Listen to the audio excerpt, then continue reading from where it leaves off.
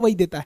ये credit card और debit card, इन दोनों को हम लोग कहते हैं प्लास्टिक मनी कहा जाता है। अब इन क्रेडिट कार्ड हो या डेबिट कार्ड हो, यानी एटीएम पर आप इसके बैंक का अपना नाम तो देखे होंगे, जैसे यहाँ यूनियन बैंक है, अलग अलग बैंकों के, जैसे यहाँ एसबीआई बैंक है, तो बैंक के नाम तो देखे होंगे। साथ ही साथ आप यहाँ पे देखे होंगे रुपए लिखा होगा, वीजा लिखा होता है, या फिर मास्टर कार्ड लिखा होता है। ये ही तीन आपको ज्यादा देखने को मिलते हैं।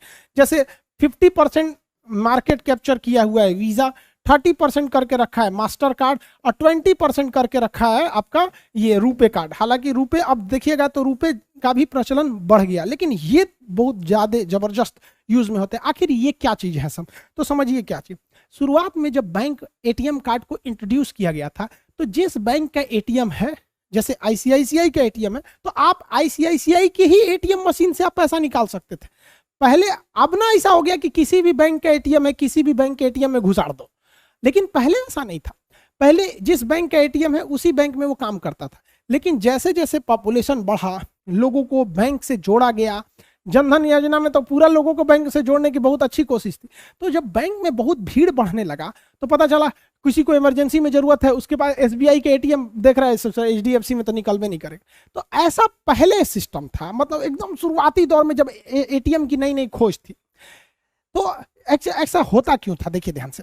मान के चलिए कि किसी का एसबीआई में खाता है, मान के मेरा एसबीआई में खाता है सपोज, और हम चले गए एटीएम पैसा निकालने पंजाब बैंक से, तो उसमें एटीएम कार्ड घुसाएंगे तो उसको क्या पता कि हम कौन है।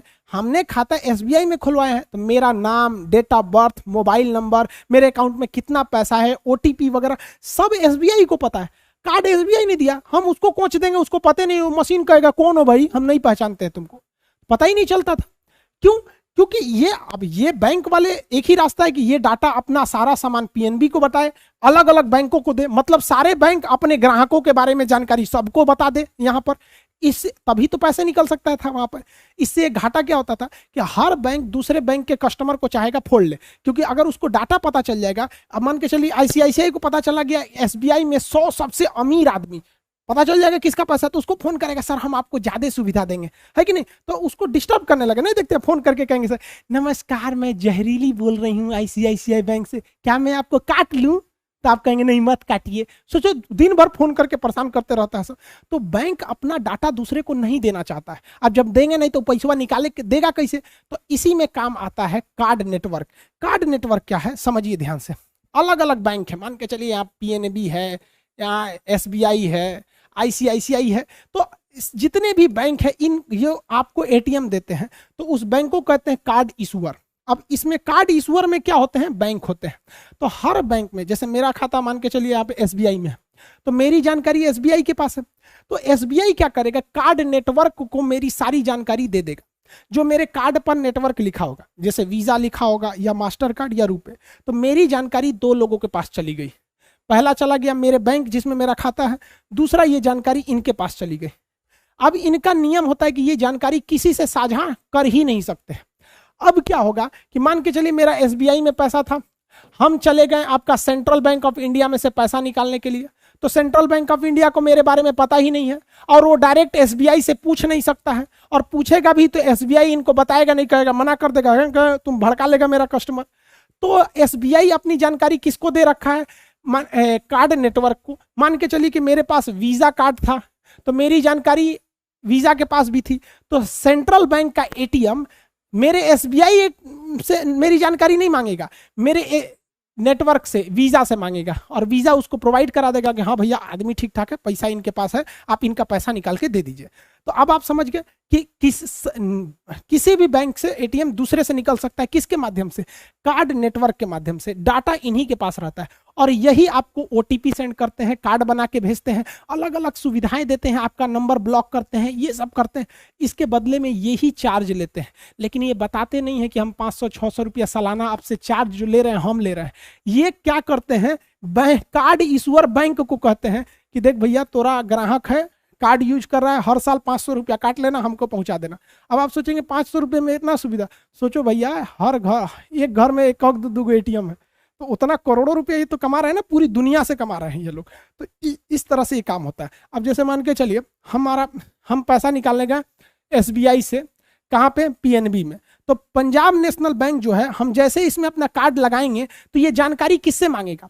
उसको पता है कि एसबीआई का ये एटीएम है, हमने जो इसमें लगाया है कार्ड वो एसबीआई का है, लेकिन ये एसबीआई से मांगेगा ही नहीं। किसको? इसको पता है कि वो एसबीआई नहीं देगा, तो ये किससे मांगेगा? कार्ड नेटवर्क से। अब कार्ड नेटवर्क मेरा मास्टर कार्ड भी हो सकता है या कार्ड नेटवर्क मेरा वीजा भी हो सकता है। अब ये वीजा से कहेगा कि पता करो तो किस अकाउंट में, तो कहा हाँ हाँ हमको पता है, एसबीआई में इनका अकाउंट नंबर है फला फला फला, तुम सेव नहीं करना। एटीएम कार्ड, एटीएम मशीन किसी के डाटा को सेव नहीं कर सकती है, तो ये इसको बताएगा, पैसा निकल जाएगा यहाँ पर। समझ गया कि नहीं? अब बात आती है कि इन तीनों में बेस्ट कौन है, रुपए, वीजा या मास्टर कार्ड, इनमें से बेस्ट कौन है? तो देखिए, ये यूएस की कंपनी है, भारत में ये 50% मार्केट कैप्चर की हुई है। ये भी यूएस की कंपनी है, भारत में ये लगभग 30% मार्केट कैप्चर की है। इसका कहना है कि भैया हम आपका पैसा जो है ये नेशनल भी दे सकते हैं और इंटरनेशनल भी दे सकते हैं। मतलब आप विदेश में से भी पैसा निकालना चाहिएगा तो हम दे सकते हैं। समझ में आ गया कि नहीं? अब जबकि भारत ने अपना रुपे कार्ड बनाया, ये शुरुआत में केवल इंडिया में चल रहा था, लेकिन रुपे कार्ड में भी एक प्लेटिनम कार्ड होता है रुपे का ही, वो इंटरनेशनल भी चलता है। तो अब ये तीनों इंटरनेशनल करते हैं, लेकिन वीजा ले लेंगे तो ये इंटरनेशनल चलाएगा ही चलाएगा, मास्टर कार्ड लेंगे तो इंटरनेशनल चलाएगा ही चलाएगा, लेकिन रुपए लीजिएगा तो आपको स्पेशल कहना पड़ेगा कि हमको इंटरनेशनल भी काम है, हमको रुपए का प्लेटिनम दे दीजिए।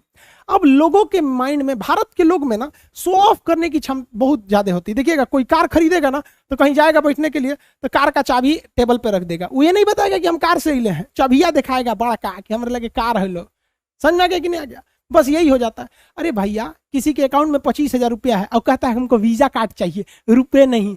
25,000 रुपया लेके तू लंदन ना जी तो घूमे ससुर यहाँ पे क्या काम है उसको?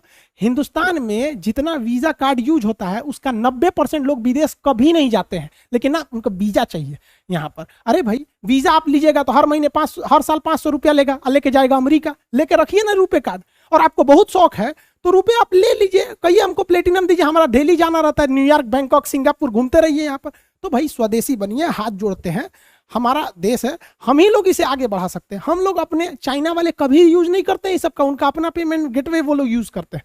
तो आप लोग भी भैया रुपए यूज कीजिए, दिखावे में मत रहिए, दिखावे से कुछ नहीं होता। सच्चाई छुप नहीं सकती बनावट के उसूलों से, कि खुशबू आ नहीं सकती कभी कागज के फूलों से। तो अपने आप को शो ऑफ मत कीजिए, सिंहासन पे बैठने की कोशिश नहीं कीजिए, खुद राजा बनिए, जहां बैठेंगे वहीं सिंहासन आ जाएगा। लोग वीजा चाहिए यहाँ पर। तो इन तीनों में अंतर समझ में आ गया? अब समझिए, ये विदेशी कंपनी थी सब। अब इन विदेशी कंपनियों में एक खराबी क्या थी कि ये आपका डाटा तो ले लेते थे, चाहे वो वीजा हो या मास्टर कार्ड हो या फिर कोई भी, आपका डाटा ले लेते थे। अब ये डाटा सेव कैसे करेंगे? जैसे हम लोग को कोई जानकारी सेव करना है, मेरा नाम, मोबाइल नंबर सेव करना है तो आप अपने मोबाइल में सेव कर लेते हैं, मेरा फोटो सेव करना है तो खींच के गैलरी में सेव कर लेते हैं। लेकिन बहुत ज्यादा चीज सेव करना है तो आप पेन ड्राइव में करते हैं, उससे भी बड़ा हो गया तो हार्ड ड्राइव में सेव करते हैं। और बहुत ज्यादा पूरी दुनिया का डाटा रखना है तो ऐसा ऐसा बहुत ज्यादा हार्ड ड्राइव को सेव करने के लिए डाटा हाउस बनाना पड़ता है, बहुत बड़ा, पूरी बिल्डिंग होती है ससुरा इतना बड़ा बड़ा, जिसमें ये हार्ड ड्राइव होता है, इसी में सबका डाटा होता है। अब मास्टर कार्ड क्या था, उसका ये डाटा वाला जो सेंटर था, इस ससुरा इंडिया में था ही नहीं। अब भारत सरकार ने 6 अप्रैल 2019 को ही कह दिया था कि अब हम उसी कार्ड नेटवर्क, चाहे वो वीजा हो, रुपए तो इंडिया का ही है, या मास्टर कार्ड ही हो या कोई भी कार्ड हो, उसे भारत का डाटा भारत में ही रखना होगा, उसे डाटा सेंटर भारत बनाना होगा, विदेश नहीं ले जा सकते उस डाटा को। आप कहेंगे चला भी गया तो क्या होगा? हो जाएगा भाई।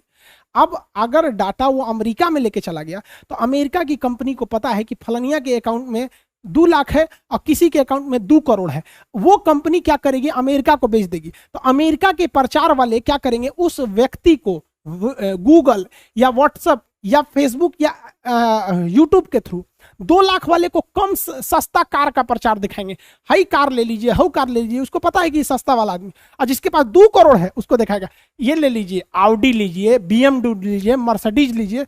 तो इससे फायदा उसको हो जाएगा। सारा खेल डाटा का चल रहा है। आप गूगल पे एक बार सर्च कर लीजिएगा ना कि हमको लकड़ी का अलमारी, आप देखिएगा 3-4 दिन तक आपको लकड़ी की अलमारी का प्रचार कबो कबो बीच बीच में से चल आता है। किस चीज का खेल हो रहा है? डाटा का। तो सरकार ने कहा कि हमारे डाटा का यूज हमरे यहाँ करना चाहिए ताकि हमारी कंपनियां अपना कस्टमर को चुन सके। अब पता चला कि आप कोनो आदमी को 20,000 रुपया है, उसको कहिए कि देखो लंबोर्गिनी ऐसा है, क्या करेगा लंबोर्गिनी लेके? तो भारत सरकार ने कहा 6 महीने में आपको डाटा लोकलाइजेशन इंडिया में करना होगा। लेकिन सोच रहा कोरोना कूद गया, फर्स्ट वेव